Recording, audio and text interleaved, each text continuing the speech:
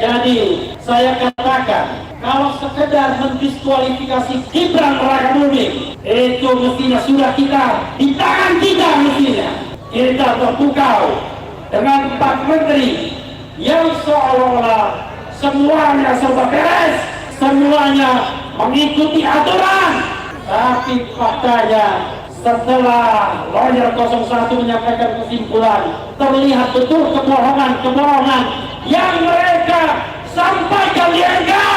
Apakah permohonan kita cukup beralasan untuk dikabulkan? Saya bersaksi banyak alasan untuk membatalkan pemilu ini.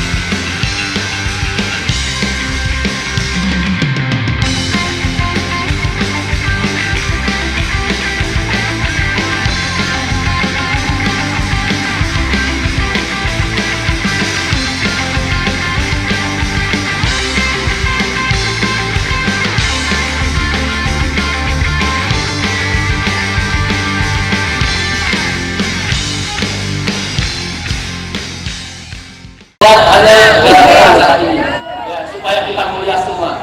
Sementara akan dilanjutkan Bapak Profesor Dr. Daki Harun. Maka kami di kesempatan yang belum ada wudhu untuk berwudhu 15 menit. Setelah itu akan dipimpin sholat oleh Buya Hussein. Ya. Kami mohon duduk dulu, semua duduk. Ya. Wudhu ya, duduk. Kami persilakan Bapak Daki Harun pada waktu 15 menit sambil mereka wudhu.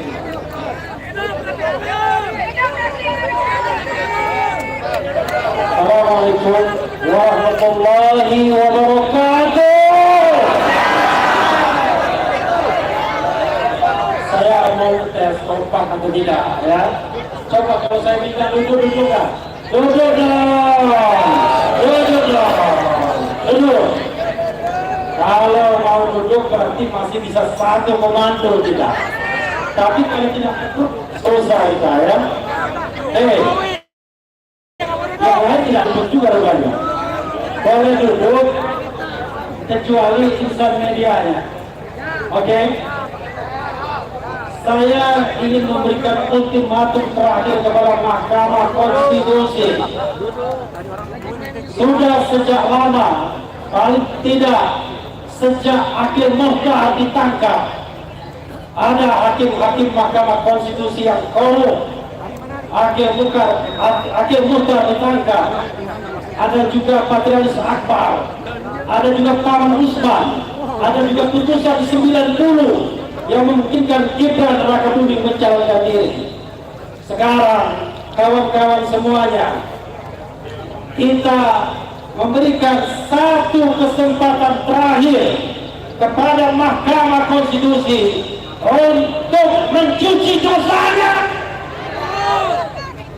bukan untuk memberikan sekedar keadilan bagi kita. Karena kecurangan pemilu ini dimulai justru dari putusan Mahkamah Konstitusi. Karena itu kita kasih kesempatan MK untuk mengabulkan permohonan kita. Apakah permohonan kita cukup beralasan untuk dikabulkan? Saya bersaksi banyak alasan untuk membatalkan pemilu ini. Kita kawan-kawan semua, ada banyak dalil yang kita sampaikan kepada Mahkamah Konstitusi. Tapi yang paling penting adalah coba tanyakan kepada hati nurani kita semua dan para hakim konstitusi. Satu pertanyaan, apakah pemilu ini curang? Apakah pemilu ini curang? bahwasanya tidak ada yang mengatakan bahwa pemilu ini jujur dan adil kecuali orang di sana yang dibayar. Kita bisa membedakan mana yang bergerak dengan hati nurani, mana yang bergerak karena dibayar.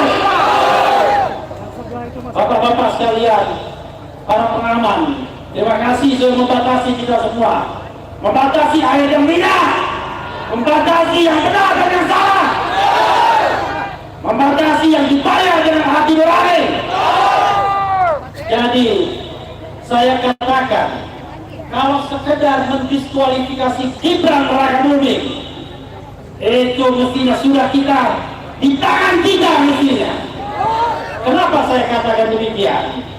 Sebagai lawyer saya katakan, ada pelanggaran yang terukur, bisa diukur, bisa dipastikan bahwa itu terjadi pelanggaran. Saya katakan kawan-kawan semua, penetapan Gibran Rakabuming itu melanggar hukum dan konstitusi. Mau tahu penjelasannya? Mungkin sebagian sudah pernah mendengarkan saya di Indonesia Lawyers Club tadi, tapi saya ulangi lagi sedikit, ya. Melanggar hukum karena waktu Gibran mencalonkan atau mendaftarkan diri, peraturan KPU nomor 19/2023 belum diubah, sehingga berdasarkan prosedur dalam pendaftaran, maka kita tidak bisa mengatakan bahwa ini pendaftaran yang sah. Ini pendaftaran yang ilegal. Tolong teriakan, ilegal. Jadi ini pendaftaran yang ilegal. Karena itu saya mengatakan melanggar hukum, paling tidak pelanggaran terhadap peraturan yang dibuat sendiri oleh Mahkamah Konstitusi. Kalau cuma pelanggaran prosedur, nanti MK bilang, 02 bilang enteng, itu kan pelanggaran administrasi biasa, tidak boleh dong ditimpakan kepada Gibran dan Prabowo Subianto. Saya katakan kawan-kawan semua, dan dengarkan hakim-hakim Mahkamah Konstitusi, bahwa itu tidak hanya pelanggaran hukum, tapi pelanggaran konstitusi. Kenapa saya katakan demikian? Karena pendaftaran Gibran itu sesuatu yang konspiratif. Ada konspirasi antara KPU dan 02. Kenapa saya tahu demikian? Karena KPU tidak bertindak independen, KPU tidak bertindak adil dalam hal menerima pendaftaran Gibran Rakabuming.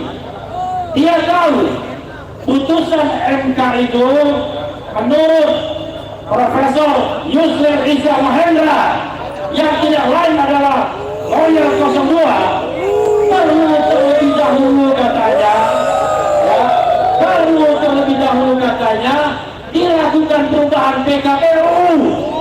Ini putusan kontroversial. Kalau diberikan kepada saya akan bilang maaf ya, biar dikasihkan ke orang lain saja daripada nanti memunculkan kontroversi. Itu sebelum Yusril menjadi lawyer 02, tapi setelah menjadi lawyer 02 dia bela yang salah. Padahal jelas sekali, contoh lelo-lelo saya katakan bahwa pendaftaran itu melanggar hukum dan konstitusi. Nah, hakim konstitusi mudah-mudahan tidak membutakan hati nuraninya untuk setidak-tidaknya mendiskualifikasi Gibran Rakabuming. Ikuti saya, diskualifikasi Gibran, diskualifikasi Gibran. Setidak-tidaknya saya katakan. Bagaimana dengan yang satunya? Satunya kita bergerak tidak hanya pelanggaran yang terukur, tapi pelanggaran yang terstruktur. Pelanggaran yang struktur itu adalah pelanggaran pelanggaran yang digerakkan oleh istana, pelanggaran yang digerakkan oleh Jokowi. Jokowi sudah cabai-cabai. Jokowi menjadi ketua tim pemenangan 02. Maka sejak awal pemilu ini tidak jujur dan tidak adil. Terhadap pemilu yang jujur tidak adil, kita katakan ada pengkhianatan terhadap konstitusi, ada pengkhianatan terhadap konstitusi, pengkhianatan terhadap asas pemilu yang jujur dan adil. Banyak contohnya. Bansos salah satunya. Ketika datang ke Mahkamah Konstitusi, kita terpukau dengan 4 menteri yang seolah-olah semuanya serba beres, semuanya mengikuti aturan. Tapi faktanya setelah lawyer 01 menyampaikan kesimpulan, terlihat betul kebohongan-kebohongan yang mereka sampaikan di MK. 3 dari 4 menteri itu paling tidak sudah berbohong. Yang dikatakan adalah, kalau kita bicara dana bansos, kawan-kawan semua, ada 2. Ada dana bansos yang masuk dan sudah dianggarkan dalam APBN. Itu bagian dari dana Perlinsos, besarnya 496,8 triliun. Ada yang mengatakan, jangankan manusia, monet pun katanya, kalau dibekali 400 triliun maka menang. Itu kata Harun Muzi, bukan kata Raja Harun. Ya, saya hanya mengulangi saja. Dan selain itu kawan-kawan semua, ada sebentar lagi ya, sebentar lagi. Mau berhenti saya? Terus berhenti. Berapa menit lagi? 5 menit lagi ya, karena saya sudah diperingatkan di belakang.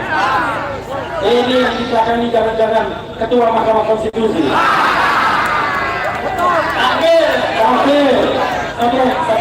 Satu poin lagi.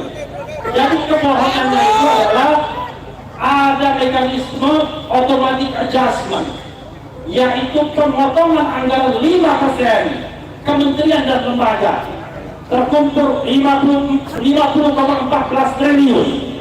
Dana inilah yang digunakan untuk bansos-bansos tambahan. Dan ini melanggar konstitusi dan APBN, undang-undang APBN, karena tidak mendapatkan persetujuan DPR sesungguhnya dan tidak masuk akal. Pemotongan dilakukan di awal tahun anggaran. Berikutnya adalah ada perpanjangan bansos El Nino, ada uang 600.000 yang dirakal dan lain sebagainya.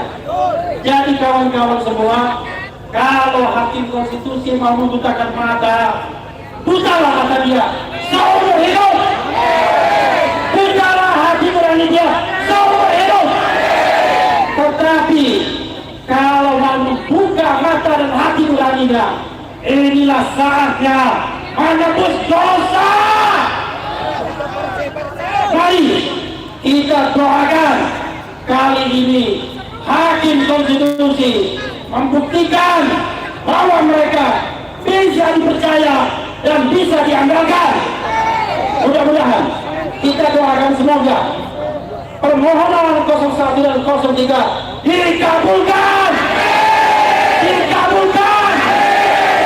Itu saja orasi dari saya, karena kita mau sholat asar, dan dalam sholat asar jangan lupa kita berdoa untuk kemenangan kita semua dan untuk Indonesia. Allahu Akbar. Allahu Akbar. Allahu Akbar. Merdeka. Wassalamualaikum warahmatullahi wabarakatuh. Waalaikumsalam warahmatullahi wabarakatuh. Jadi saudara, kita sudah menjalankan sholat asar, tetapi ada satu catatan penting dari Pak Refli tadi, ditolak sebagian, ditolak semua, atau diterima. Milih yang mana, Sudirman? Tolak semua. Habis. Bapak Jenderal Fahrul Razi ini bukan saja seorang jenderal yang lurus, panutan kita, tetapi beliau seorang kiai, mantan Menteri Agama. Sebelum kita lanjutkan pernyataan sikap dari FPDN, di atas sudah ada Bapak Profesor Dr. Rahman Wahab dari GPKR juga. Kami silakan untuk menyampaikan 3 menit. Assalamualaikum warahmatullahi wabarakatuh. Waalaikumsalam warahmatullahi wabarakatuh. Allahu Akbar. Allahu Akbar. Allahu Akbar. Allahu Akbar. Allahu Akbar. Allahu Akbar. Merdeka. Merdeka. Ibu-ibu bapak dan para sesepuh, para senior, kiai dan para habaib, alhamdulillah kita bisa ada di sini. Kita tidak akan pernah ada di sini kecuali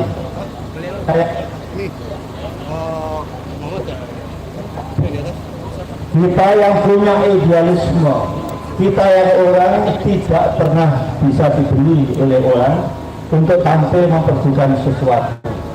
Justru kita hadir di sini adalah bersama-sama menyatukan langkah dan memberikan dukungan kepada para hakim untuk bekerja secara profesional dan bertanggung jawab.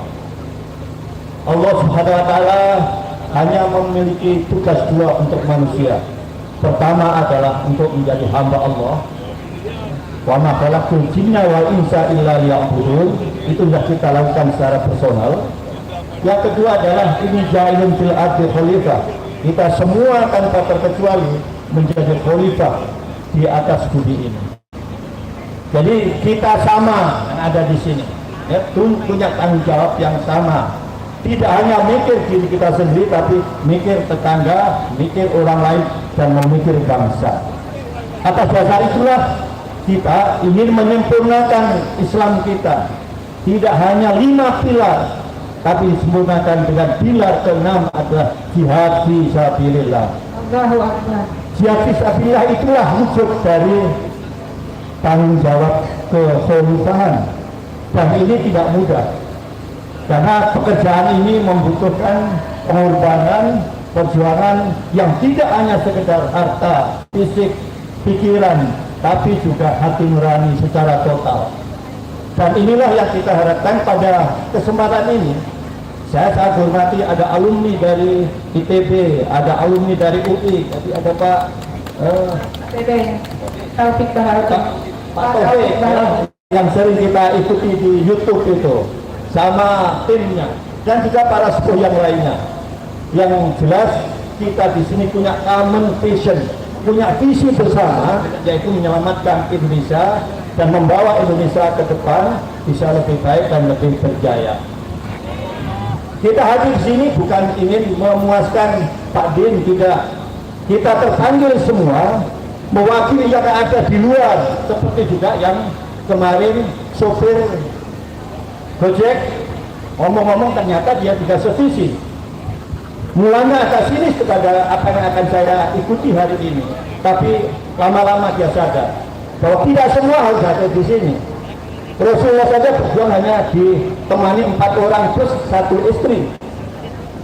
Menjadi besar. Mengapa? Karena diperjuangkan adalah kebenaran. Inilah yang kita harapkan. Pada kesempatan ini meneguhkan kembali ke 8 orang minus 1. Jadi mestinya juga yang minus 1 itu tidak ikut membuat keputusan kemarin sampai membuat goro-goro sampai sekarang ini, ya. 8 orang inilah yang memenuhi syarat untuk bisa menjadi hakim yang independen, yang tidak terikat oleh siapapun. Ingat, saya bukan ingin gurui semua hakim, tapi Rasulullah sudah memberikan rambu-rambu. Hakim itu hanya 3 orang, bisa diamai 3 golongan. Pertama ada memiliki pengetahuan benar, profesional, dan beliau membuat keputusan atas kebenaran itu. Dialah yang ada di surga. Yang kedua, kita punya pengetahuan tentang kebenaran, tetapi dia jelas. Mengapa jelas? Mungkin karena UUD, ujung-ujungnya duit. karena mungkin hadiah dan macam-macam. Dan yang ketiga, hadiah adalah akan ditempatkan di neraka. Yang ketiga adalah hakim yang bodoh, yang membuat keputusan tanpa berdasarkan kebenaran. Dia ada di neraka. Karena itu sekarang sedang bergaya-gaya. Coba kalau lihat dari tim bantuan hukum, kan ada, wah menari-nari, begitu membanggakannya posisi hakim. Padahal di depan mata 2:1, neraka 2:1 surga. Nah ini kita dorong orang yang ada di sini, kita support supaya istiqomah, berintegritas, membuat keputusan yang benar. Tinggal 3 hari. Kita hadir di sini bukan tanpa tujuan. Mudah-mudahan inspirasi beliau mensupport secara moral, secara mental supaya kuat bahwa kami berjuang bukan untuk diri saya, diri keluarga saya, profesi saya, tapi untuk bangsa. Nah karena itulah 22 menentukan sekali Indonesia ini akan prospektif atau mau mundur. Begitu ketok palunya itu di pihak Allah menegakkan, dan insya Allah pelan-pelan kita akan bangkit. Tapi kalau kita ini nanti keliru, naudzubillah min dzalik. Naudzubillah min dzalik. Kita berdoa 3 hari ini. Semuanya kafir di sini tolong. Tadi yang ikut sama takdim tadi, ya. Ditambah berdoa terus karena pas sekarang ini doanya terkabul mustajab. Ya, ditambah dengan orang-orang yang alim, orang yang benar ini. Insya Allah akan mensupport secara moral para hakim ini untuk membuat keputusan yang benar berdasarkan ilmu yang benar, sehingga jangan hanya satu saja yang masuk surga, mudah-mudahan 2 masuk surga, 1 neraka. Karena yang satunya sudah punya pengetahuan tapi tobat, sehingga dia membuat keputusan benar. Saya kira ini yang bisa saya berikan bersama sekalian. Saya hanya berdoa mudah-mudahan 3 hari ini Allah menurunkan barakahnya, menurunkan pertolongannya, menurunkan taufiknya, menurunkan hidayahnya, sehingga keputusan ini benar-benar menyelamatkan Indonesia ke depan. Indonesia yang lebih baik, Indonesia yang lebih makmur, dan Indonesia yang lebih jaya, bukan Indonesia akan hilang tahun 30 nanti. Allahu Akbar, Allahu Akbar, Allahu Akbar, Allahu Akbar, merdeka, merdeka. Wallahu muwaffiq ila aqwamit thoriq. Wassalamualaikum warahmatullahi wabarakatuh.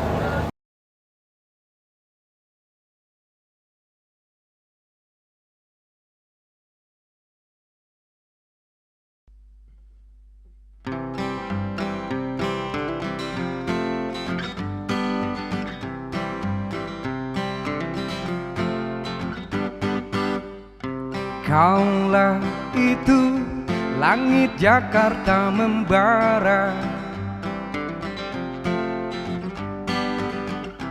ribuan mahasiswa tumpah ruah,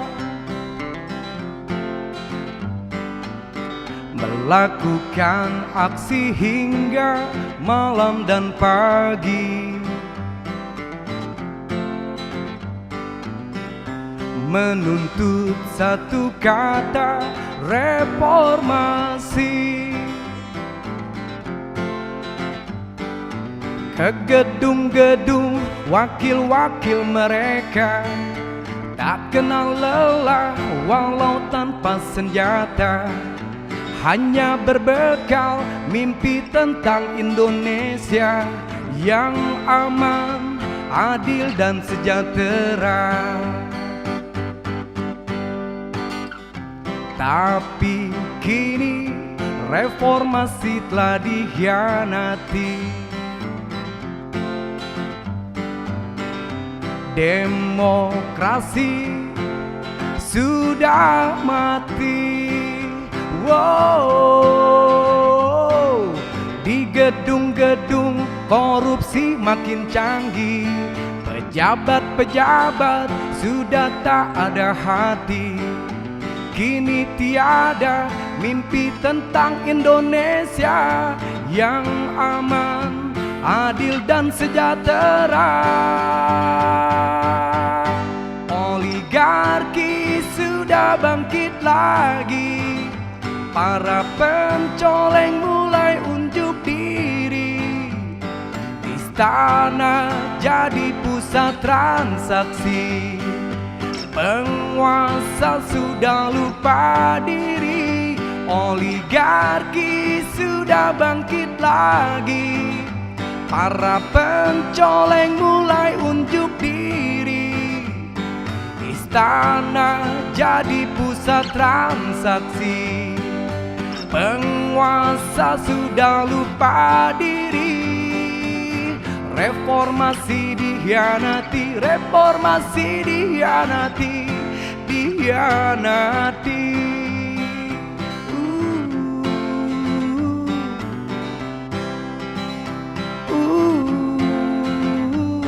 Di gedung-gedung korupsi makin canggih, pejabat-pejabat sudah tak ada hati. Kini tiada mimpi tentang Indonesia yang aman, adil dan sejahtera. Oligarki sudah bangkit lagi, para pencoleng mulai unjuk diri. Istana jadi pusat transaksi, penguasa sudah lupa diri. Oligarki sudah bangkit lagi, para pencoleng mulai unjuk diri. Istana jadi pusat transaksi, penguasa sudah lupa diri. Reformasi dikhianati, reformasi dikhianati, dikhianati. Reformasi dikhianati, dikhianati.